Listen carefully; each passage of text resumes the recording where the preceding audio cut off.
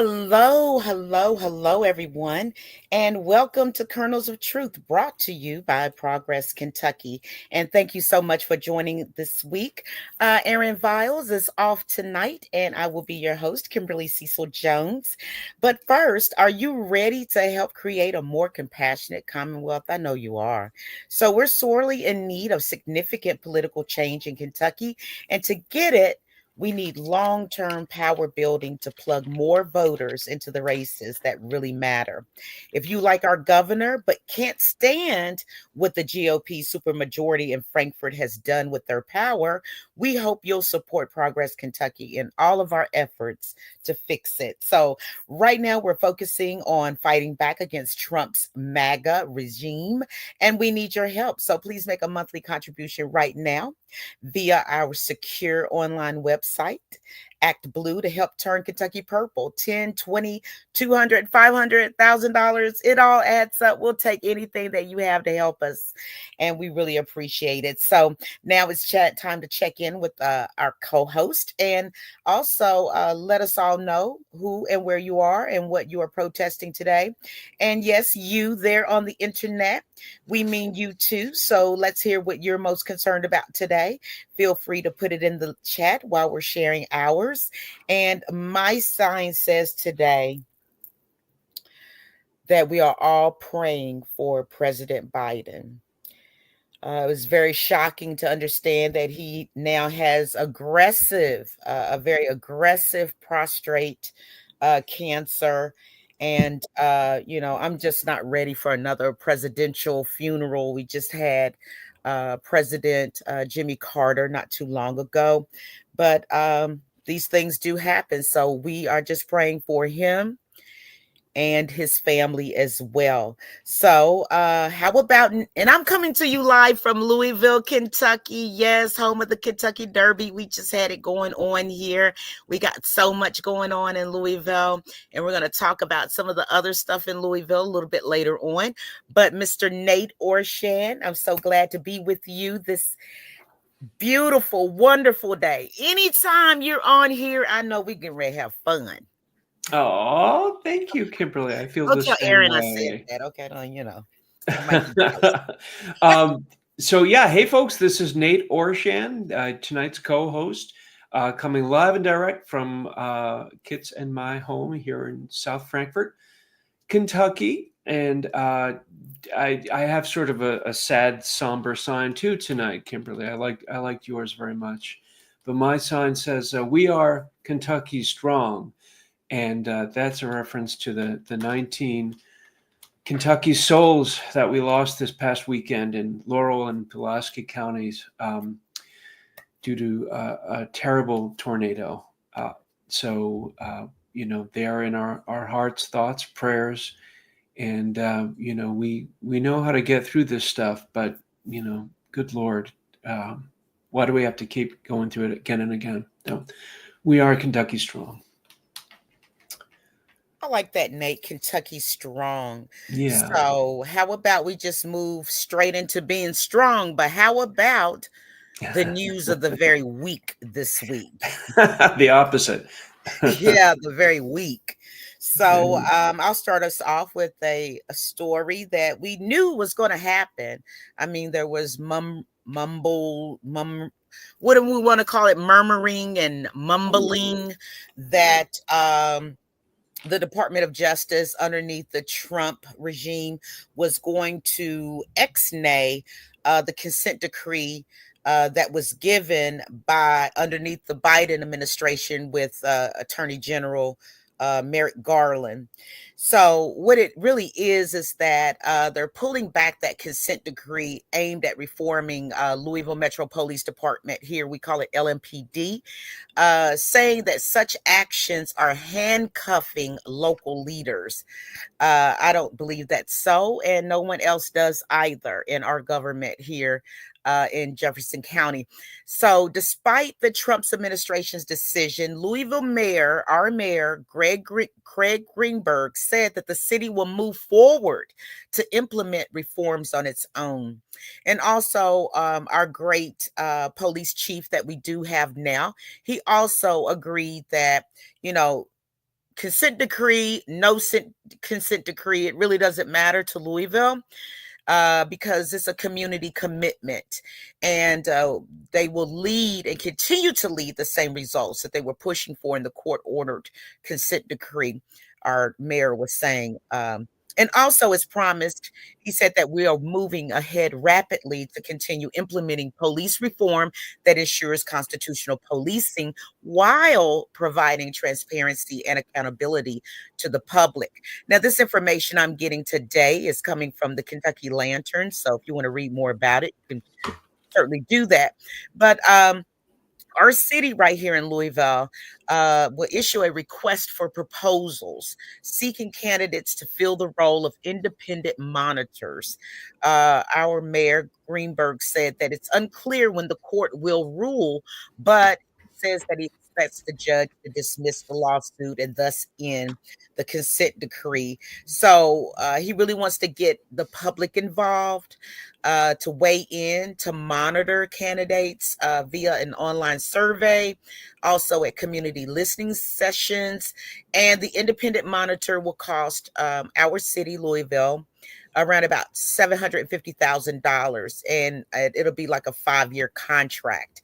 So basically, underneath this Trump regime, we are really, really living in a anti community police agenda. But the Department of Justice is saying that we are living in an anti-police agenda.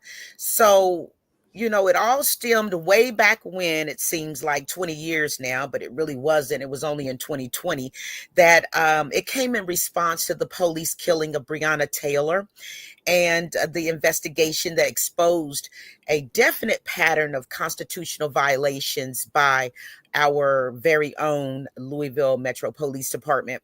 It was meant to last 5 years, and it required the police department to focus on de-escalation work to reduce unlawful racial disparities in enforcement. And that meant like providing training and support to police officers and others that worked in city government and with the police department. So after 6 months that the Department of Justice announced the consent decree underneath former President Joe Biden, the Justice Department under Donald Trump is saying that it's confident that the vast majority of police officers across the nation will continue to vigorously enforce the law and protect the public in full compliance with the Constitution and all applicable federal laws. However, the Department of Justice is also dropping a similar consent decree in Minneapolis, Minnesota, where white police officer Derek Chauvin, I never really knew the man's name really because he made me so upset, killed George Floyd, who was a black man back in 2020 as well, by kneeling on his neck for more than 8 minutes. So, I can't say, Nate, that all police officers are bad, because if somebody breaks into my house, who am I going to call? Somebody steals my car, who am I going to call? Somebody tries to beat me up on the street, who am I going to call? And most calls, the police officers are very much thorough, very, very polite, respectful, and do their jobs. But there's always going to be some bad actors that are in uniforms that fail to do so. So here in Louisville, I can pretty much say and feel confident in what our mayor is saying, as well as our police chief is saying, that all departments are standing ready to take all necessary action to address any resulting constitutional or civil rights violations, including criminal prosecution. So the Civil Rights Division is beginning the process of dismissing the lawsuits against the police departments in Louisville and Minneapolis, according to a news release. So that's pretty much where we are here in Louisville. And it's one more example of the Trump effect. That's coming very, very close to home. So, if they're getting rid of these consent decrees, what happens next? If you don't have that support from your mayor and your police chief, and maybe other parts of Kentucky, or even across the country for that matter, the Breonna Taylor case was very, very internationally, uh, you know, in the media everywhere. At all times. They were saying, say her name, as well as George Floyd. We had our own civil rights movement right here in Louisville, Kentucky, that was televised on all platforms across the world. And now I read an article today, Nate. Forgot what publication, but it was honestly saying now when we're in 2025 underneath Trump and this MAGA, you know, what have we really accomplished with the George Floyd's murder and Breonna Taylor's murder and the Yeah. civil rights movement of 2020? What have we really accomplished for everything that we've gone through to just go by the wayside? What do you think, Nate? Yeah, I mean, the way I like to think about it is it's not a refutation of all the work that was done to sort of protest police violence and injustice on the part of the police. I think it's just, history goes back and forth, progress goes back and forth. It's kind of a cliche to say that progress, Dr. Martin Luther King said that the arc of history is long, but it bends toward moral justice. But come to find out, it's not that it bends towards it, but it kind of zigs and zags, and we're in kind of a zag period. But that doesn't mean that all the energy and all the love and all the positive work to try to get some justice, not just for the victims of police violence, but for us all, to have sort of more just policing. It wasn't in vain, but it's just going to take a little longer for everything to kick in. So I was thinking, as you were talking, like what a blessing it is to have a mayor like Mayor Greenberg who really takes this seriously and really wants to do what he can do and what the city can do to sort of address this long-standing, really terrible problem with Metro Police, and not every city has a mayor like that. In fact, I would hazard to guess that a lot of them have mayors that are a little more sort of worried about getting on the wrong side of the police, because come election time, you need to have that fraternal order of police on your side, right? Because if they're against you, that's a lot of votes that you're going to lose right off the bat, just from people who are like, back the blue, blah blah blah. And Mayor Greenberg, to his credit, does not seem to be worried about that right now. He's talking the right talk, and it sounds like he's doing the right things too. So It is true. It is yeah, true. yeah, I don't know if you were on the show that day when I said what our mayor said about ICE. He said that ICE has their job to do, whatever. However, our government and our police department will not assist. yeah. Well, and that's, again, you need, when you can't rely on the sort of executive of the city to do the right thing, you need to have something higher. Hopefully the state itself, or the ultimate backstop is the federal government. And that's really Trump administration is letting us down in that regard. But that shouldn't be a surprise, right? I mean, this is clearly an administration that supports white supremacy, and one with the help of a lot of white supremacist dog whistles, if not outright, bullhorn screaming. For example, claiming there's a white genocide in South Africa, and then schlepping these Afrikaners who don't really want to be here mostly over here as kind of like, poster children for, poor refugees, while they're, denying real refugees, people who are really suffering all around the world, denying them the chance to have some justice and some peace in their lives. all these refugees they're turning away. Don't get me started.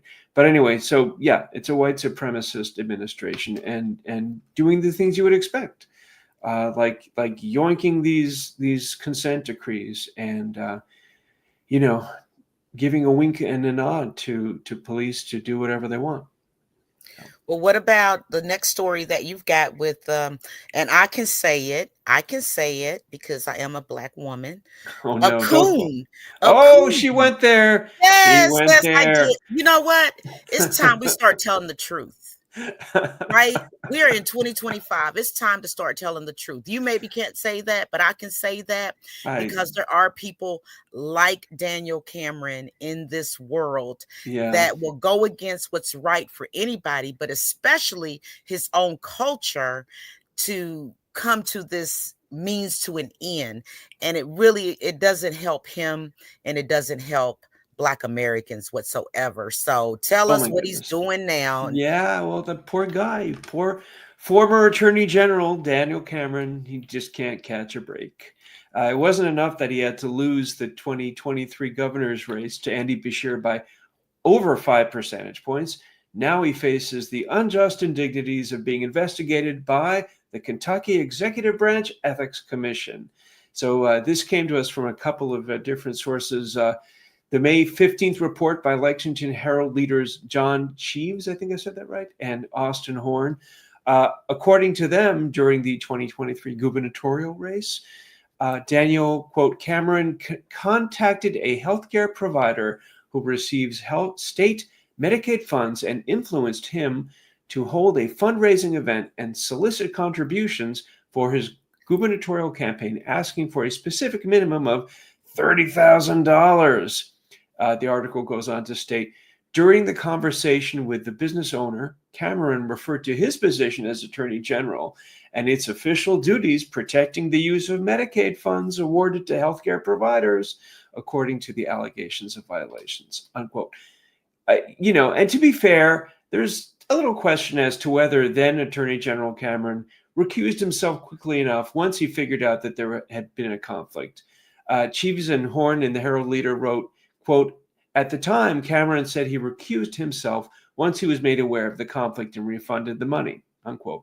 On the other hand, as McKenna Horsley writes in Kentucky Lantern, published May 14th, quote, according to a 2023 report from the Daily Beast, Cameron recused himself from the Edgewater investigation. The firm in the center was called Edgewater.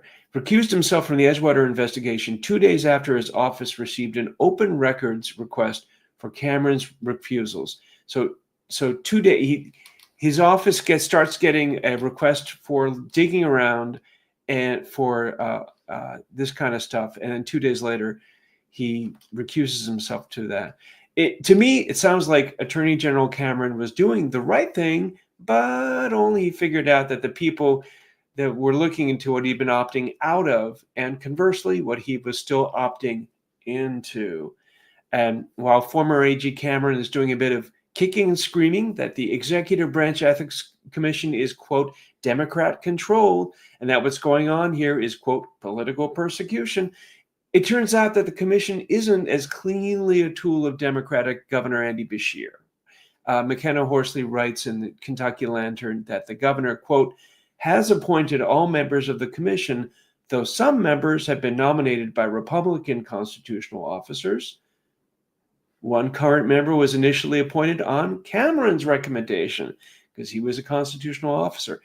Ouch. So it's not completely Democrat controlled. I mean, Democrat appointed, but, with a lot of input from Republicans. So maybe that Executive Branch Ethics Commission is actually not looking into an executive branch office holder because he's from the different party, but maybe they're looking into him because he's really just, guilty of serious ethical violations. We'll see, but that's just fresh this month, that allegation, and it'll end up in court, and we'll be talking about it some more. But he's not a great guy, that Daniel Cameron. Don't get me started. Oh, get me started. Yeah, get Kimberly started. She's got some choice words, some choice slurs. like I said long time ago, I said right here on Kernels of Truth, I said he's a University of Louisville graduate and they don't even touch him with the 10-foot pole. That should tell you something right there. Your own alma mater doesn't want to be bothered with you. Oh my And I'm goodness. saying that they've never said that about him, but the Yeah. writing is on the wall, right? I mean, they don't ask him to speak, they don't ask him to do anything. They don't put it in, in the information that they send out when they're trying to sway you to the University of Louisville. He's not in there, so it's He was almost not like, invited to the cookout. yeah, he will never be invited to the cookout. He can't even come for us to tell him he can't come. Okay, Oh man. so Daniel Cameron better get it right. And him being a senator, Oh no. it already is giving me nightmares. But Yeah. I tell Let's you not go what, there, Kentucky. yeah, yeah. Hey, you know what I want to hear? Yes.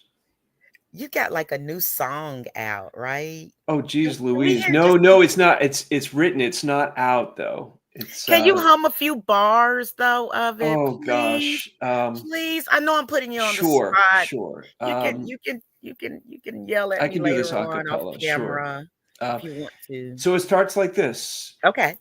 Here's a show. Did you know we were once admired for an agency? It fought germs and hunger overseas. Across the world, there was nothing finer. No more hugs, pulled the plug. Now who's going to stop a tropical disease?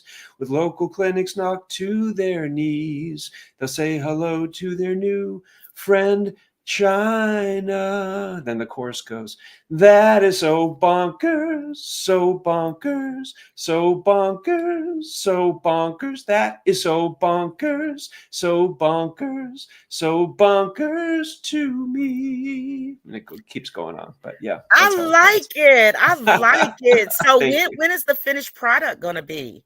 Because Oh gosh, everybody can always go and listen to the great songs of Nate on natosongs.com, and oh, that's thank you. NATO songs.com. I think everybody should know it by now unless they just are coming on the broadcast. But you're a very, very talented writer, singer. You've got like that Broadway flair to you. And I Yeah, was thanks. also seeing like a Kernels of Truth, Progress Kentucky, like little, like 1, 2, 3, 4 people show, and you could like get it together. And I'll even sing, and that might make everybody want to leave, but Oh, I'll put my I'll we'll put do my it. little We'll two do it. cents in there, right? We'll do Look, give it. somebody else something to think about other than the P. Diddy trial, That's right? oh dear. Yes, yes. We can't even keep up with Trump because of P. Diddy trial. Oh No. my God. Usher got up there and I was like, oh my God, he's up there too. Oh my God. So anyway, I think that we have our wonderful, wonderful guest of the hour on right now. And I mean, I'm going to call her not just my friend, she's like my sister as well. Betsy Foster. She used to be a co-host of the Jones Report with me as well. We had it rocking and rolling. We got to get back started up with some stuff. But I will say that she is a spirited political rights activist. She's based right here in Louisville, Kentucky. And her journey into activism kicked off in 2017 when Donald Trump took office, driven by a personal mission to ensure everyone has access to quality health care. Betsy, I can honestly say, is one of the original leaders and group members of Together We Will Louisville and Southern Indiana. Today, Together We Will is no longer just a Facebook page. It has blossomed into an organization that conducts rallies around the city to educate and inspire. As a Democrat, Betsy loves bringing people together to find common ground. And she is always, and I mean this, Nate, she's always aiming to flip seats in Kentucky from red to blue. And she's all about listening and providing education on issues that impact and harm all Americans, regardless of their party affiliation, helping others to find their voice. I'm going to just say that is like that is who she is. She's always helping people to find their voice. And when they don't have a voice, she's going to be the one. So also just a little tidbit for everyone so you can start getting ready.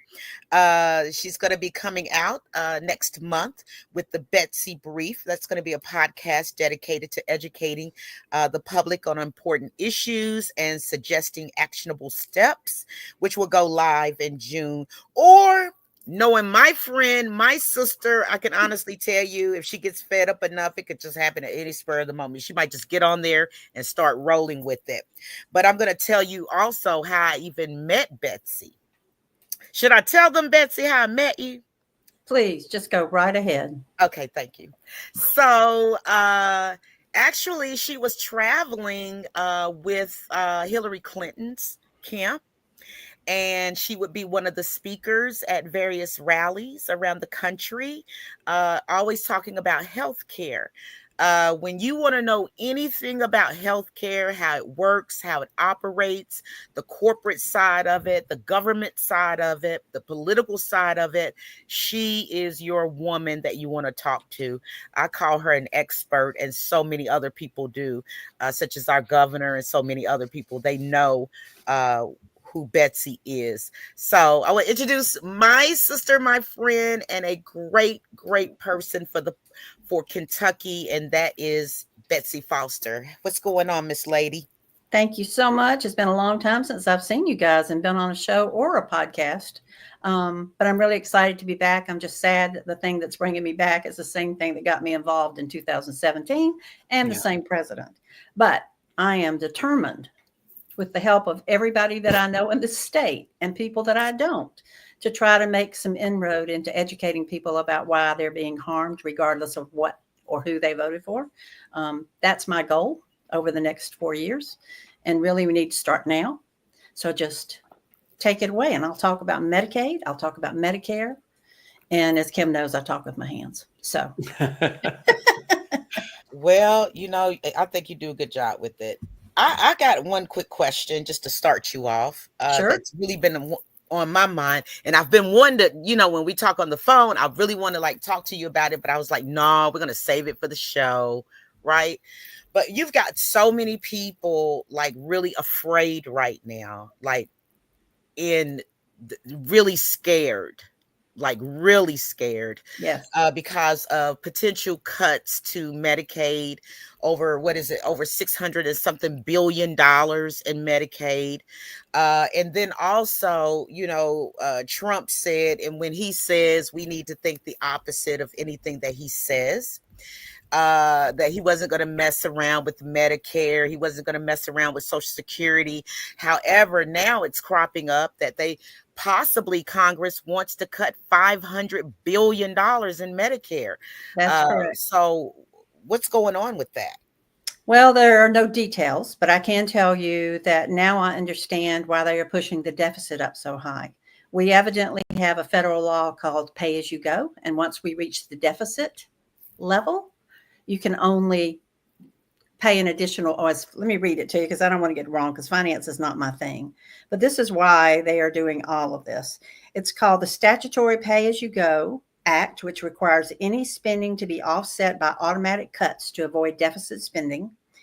The automatic Medicare reductions are capped at 4% of its yearly budget.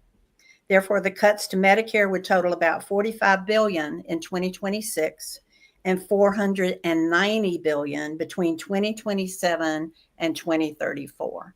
That has nothing to do with anything about caring about people. That has to do with this weird promise that Trump thinks he explained to people and why he voted for them to balance the budget. What it's actually going to do is kill people. And that's the piece that I want to talk to people about. Don't think, what is he saying now?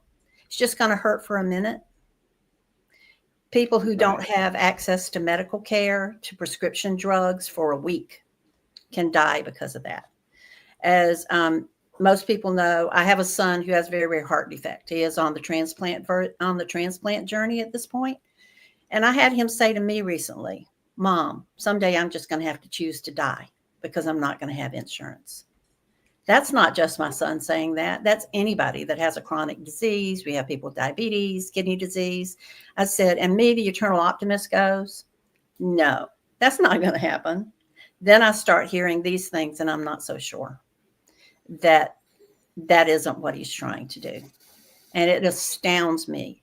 So my job here tonight, my job when I go on the road, because I have some very exciting things that I can't tell you about tonight, but I am going to be going on the road around Kentucky to educate people in a very special way and having conversations with them about how they think, based on what they've been told, they're going to be impacted versus the reality of what that really means. But today, people need to understand that if Kentucky, in Medicaid in particular, the federal poverty level right now is $15,000 in some odd sense, right? That means you can't earn more than $15,000 for a single person. So let's talk about that for a second.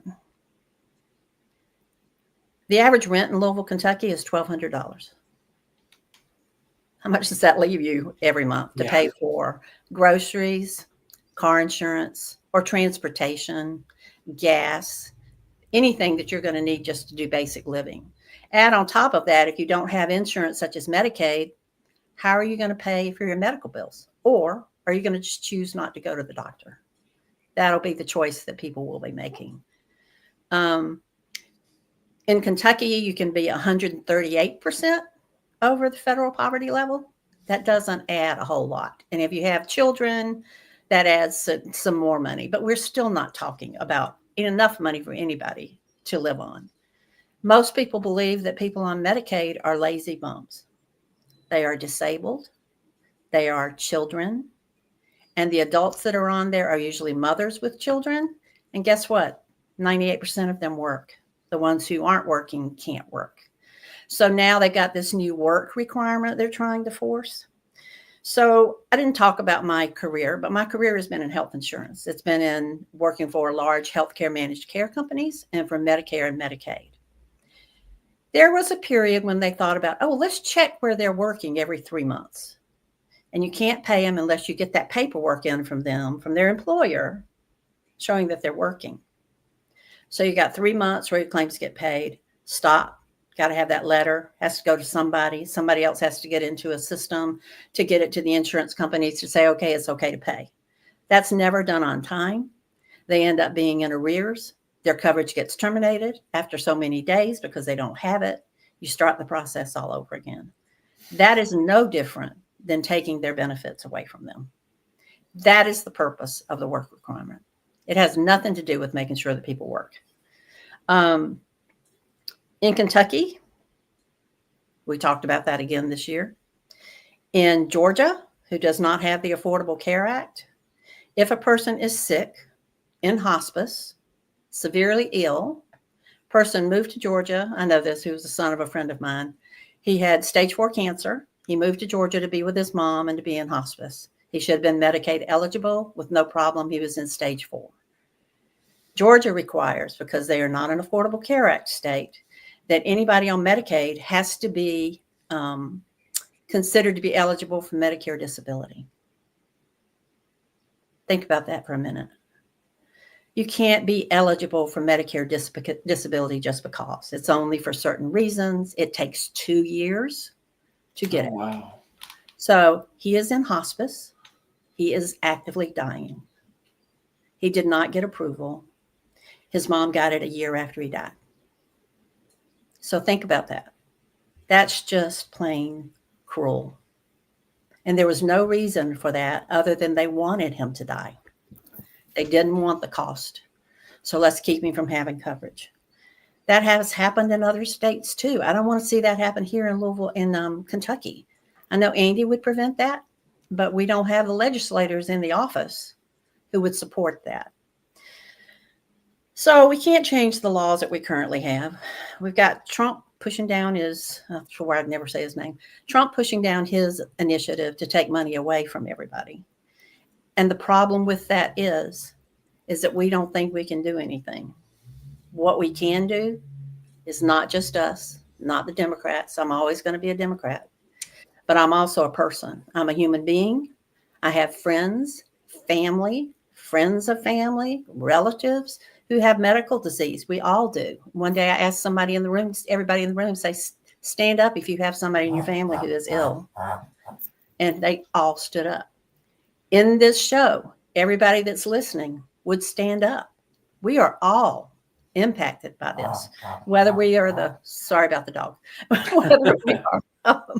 whether we are the patient or the caretaker, because the caretakers are in some serious trouble too. If you can't get paid, not about the payment, but if they can't have their medical care taken care of, then the caretaker, the family member, is trying to find 2 or 3 jobs to try to take care of them, and also taking care of them at the same time.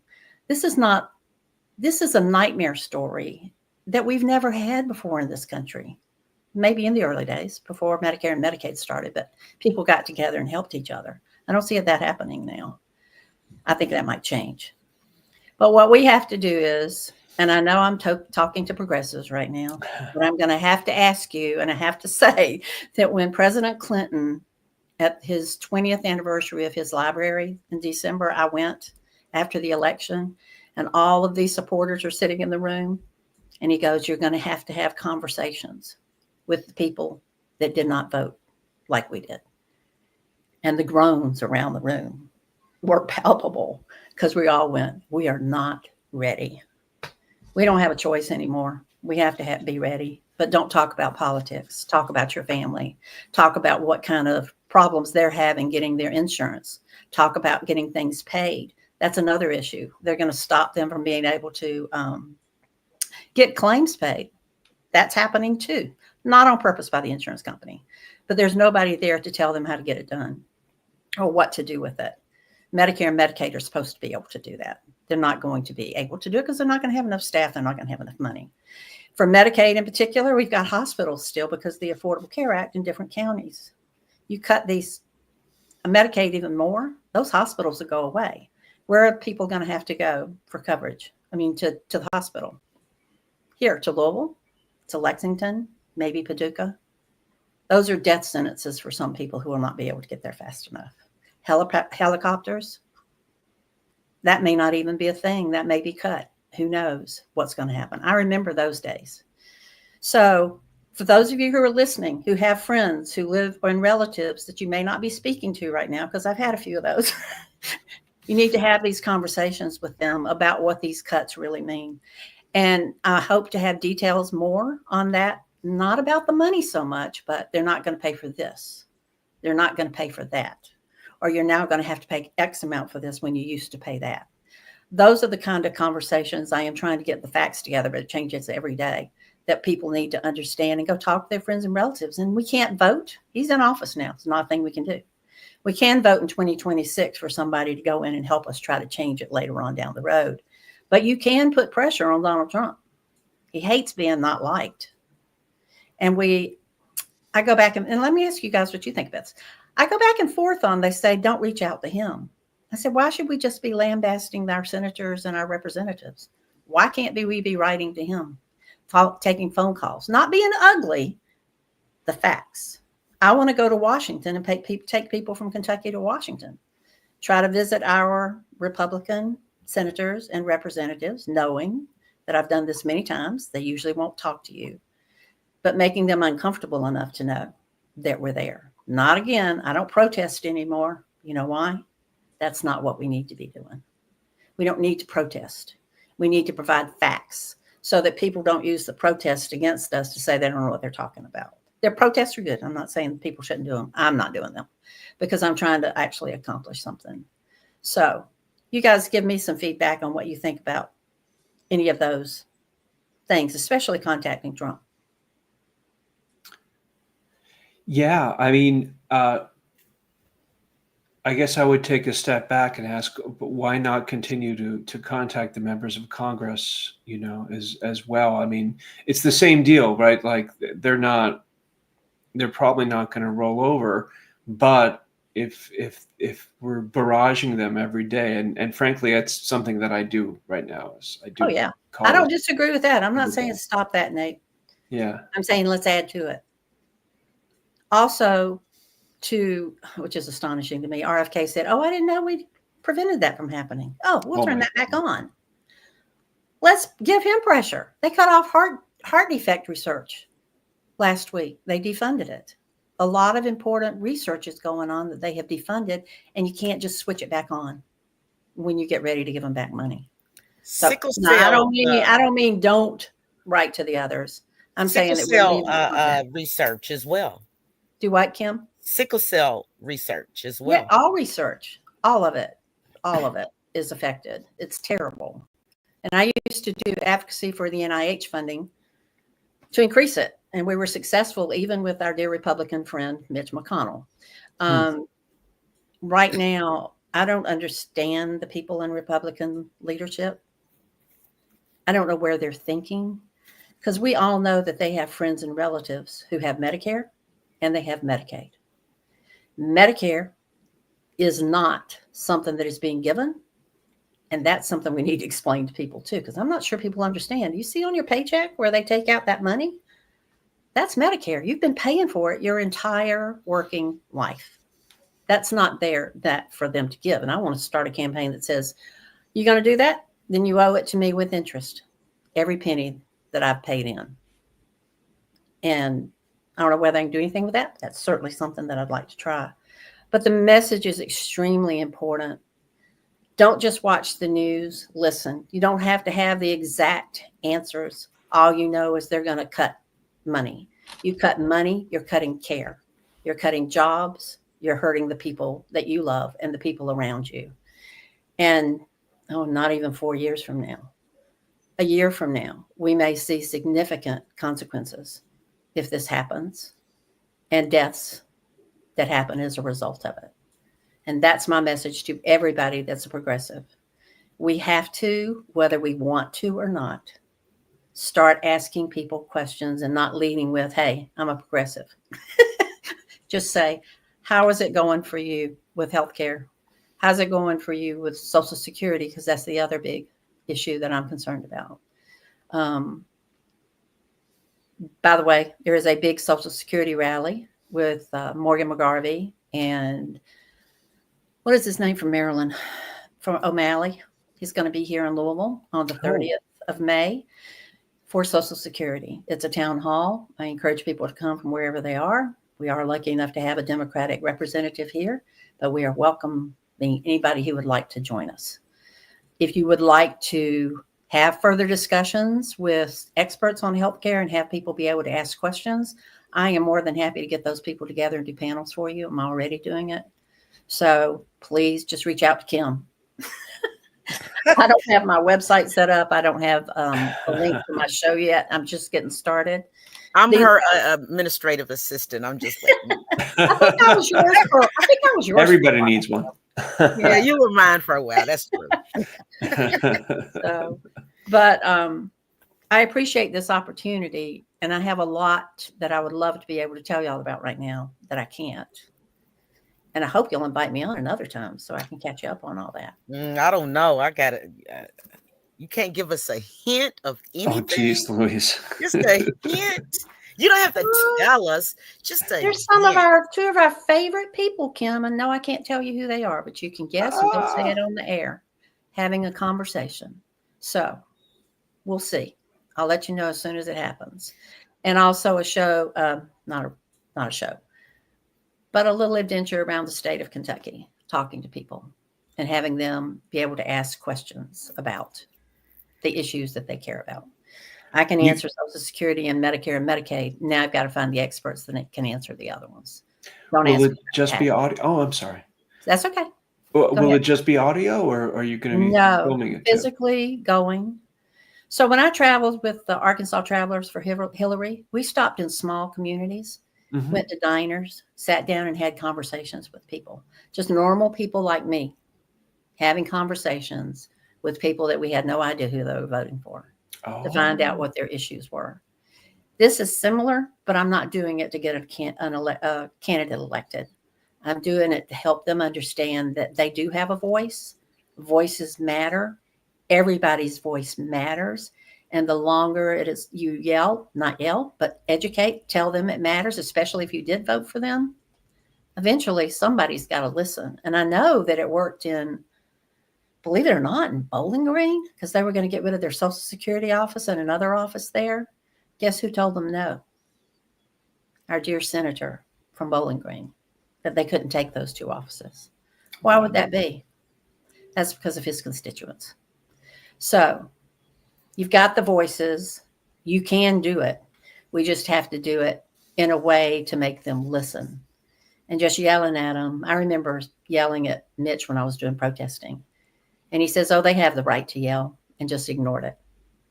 So let's do something they can't ignore. If you're not yelling, they want to hear what you're saying. So you have to do that. It can't be a copycat message.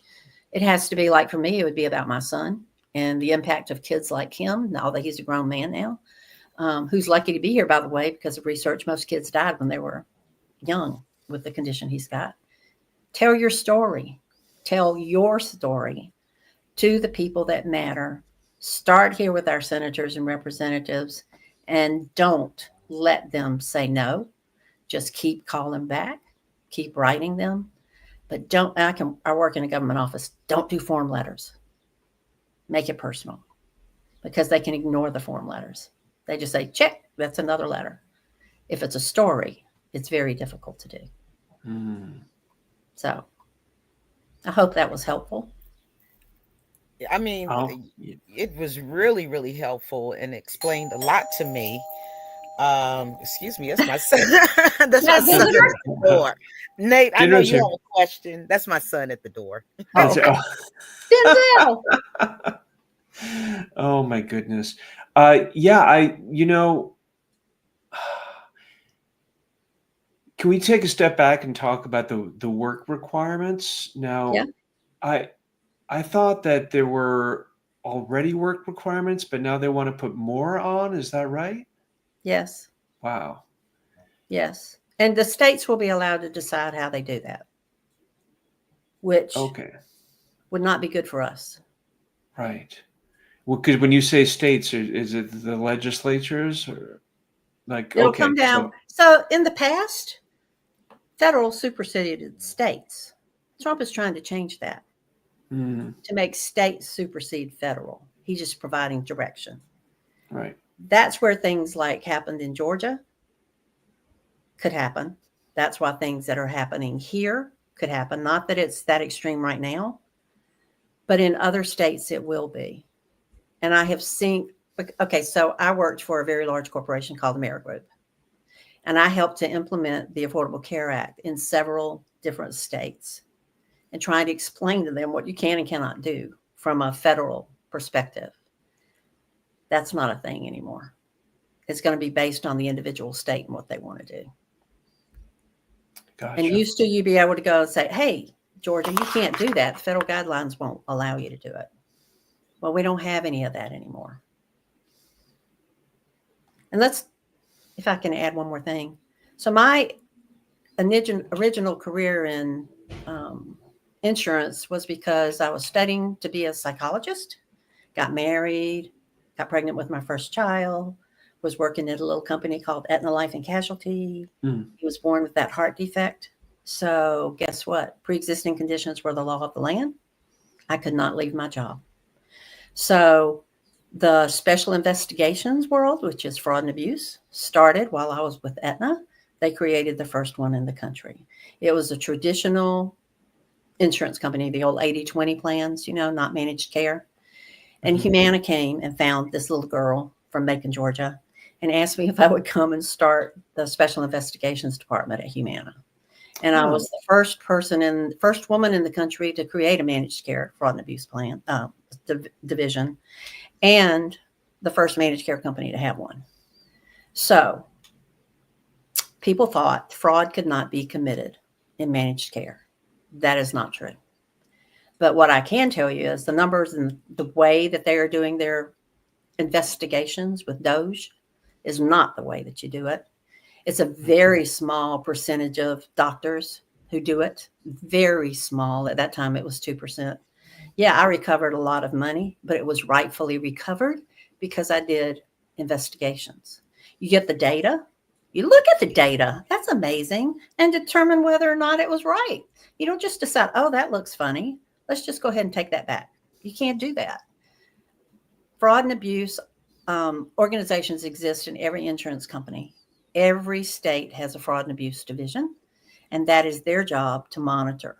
Are they doing a great job at it? Probably not, especially now. And the things that have been happening in the insurance industry, such as, let's cut the amount of insurance we're going to pay for if you have open heart surgery. We're only going to pay for 4 units. The rest of it you got to cover. That couldn't happen in the past either. So if those are the kind of cuts that he's going to make, we're in big trouble. So there's a lot more we could talk about, but I just want to tell you about the fraud and abuse piece. I just want to scream every time I hear it. And that's when I often want to start doing a show. Let me tell you about how to do a fraud and abuse investigation. Well, I, for one, cannot wait for your new show. Thank you. I'm going to have to be downloading it left, right, and center.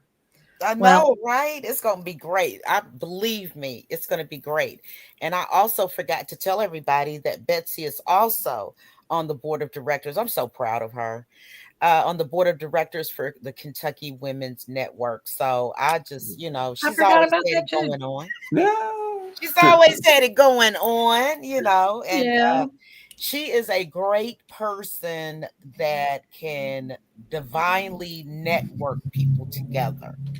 So, for our listeners that have any questions, they're wondering about Medicaid, they're wondering about Medicare, they're wondering about Social Security and things of this nature. We're wondering if we're still going to be able to have the Affordable Care Act, or are we going to go back to when they're going to be actively looking at our pre-existing conditions, which allergies can be considered a pre-existing condition.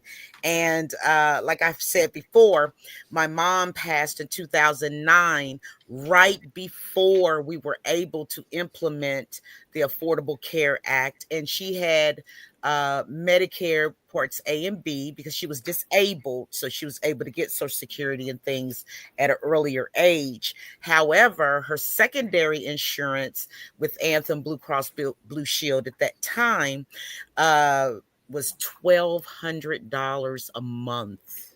I was paying that for her. So Obama came in, great President Obama came in, and, that was taken care of. That was out of the way. There would be no more paying that $1,200 a month for secondary insurance like that, because she had so many other things, diabetes, amputation, so on and so forth. So just a quick question. We only got a couple of more minutes with you. We need like the whole hour with you, right? Where do you see the Affordable Care Act going? It's very interesting to me that he hasn't touched that yet. I think he's afraid to because of the last time. He always had a plan, but the plan never showed up. So I think he's hoping he can gut things by doing it financially through the other programs, because he doesn't understand how they're connected. So I'm keeping an eye on that. I think he really is afraid of it. We'll see how long that lasts, because I don't think RFK or Dr. Oz is afraid of it, and they don't understand it either. So, well, that question is one we'll answer later. If people do want to get in touch with me, they can find my personal page on Facebook. It's Betsy Foster. It says Louisville, I think, and there's a candle as my personal image. The candle is because I'm burning a candle for everybody in this country right now to make sure they know they're all being thought about. She's so sweet, isn't she? No. Hey, she paid you to say that part, that she was so sweet, though. I told John Yarmouth today, I said, people think I'm like a social worker until I get mad. If I start talking in bullet points, Lord. You better watch Don't make her mad. The bullet points will be flying. That's right. That's why I stay in my lane, Nate. I'm great to have in a fight. That's what somebody told me. I'm great to have in a fight, and I'm in this one to stay. So I could use help. And I could use people to participate. And if I find out who you are and you introduce yourself, don't be surprised if I call you and say, hey, you live where? Okay, I need you to help me make this happen. So I hope people will reach out, and I'll share my other information when I have it. Well, we appreciate you, Betsy. Thank you so much for coming on the show. We're going to have you on here again. You're like the healthcare expert, right? I'm like a mom. Love you on here anyway. So thank you. And the listeners, I'm a mom, Ken. I'm a mom who cares, who happens to know a lot about healthcare. Oh, you're so humble. So Love you guys, and it's so good to see you after Nate. We aren't going to talk about how many years it's been. It's been a while. It I'm has been. delighted But to I'm see you back, again. and I'm fired up. So I'll see y'all soon. Okay. all right. Talk to you later. Thanks, Bye. Betsy. Thank you Bye. so much. Thank you so much. She really is knowledgeable about healthcare and things of that nature. So I hope in a way that a lot of our listeners tonight can feel a little bit better knowing that there are people like Betsy that is actually putting in the work to make sure that people don't have to suffer. So we got a call to action, Mr. Nate. Yeah, speaking of work, Progress Kentucky here, we are making a concentrated push to sign up more monthly donors. If you're listening right now, you are the perfect candidate to help Progress Kentucky advance our efforts to turn our Commonwealth purple. Our monthly expenses are modest, but our live streaming platform that we're using right now, it isn't cheap. And Action Network isn't too expensive.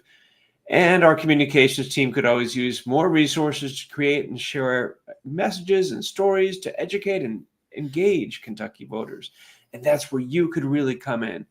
$5, $10, $20 a month really adds up and allows us to budget to fight Trump, support Andy, and end the next 12 months of resistance with more supporters and backers to hold and flip key seats throughout the bluegrass. So please, just head to Act Blue right now and join the amazing new monthly donors who've signed up in the past week.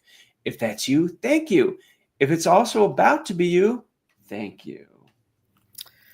Nate, I have had such a good time with you tonight. I Me really love it when too. you're on the show. I know you're not on here as a regular anymore, and that still hurts my heart, but I know Oh, that you're still here, and I love it when you're on the show.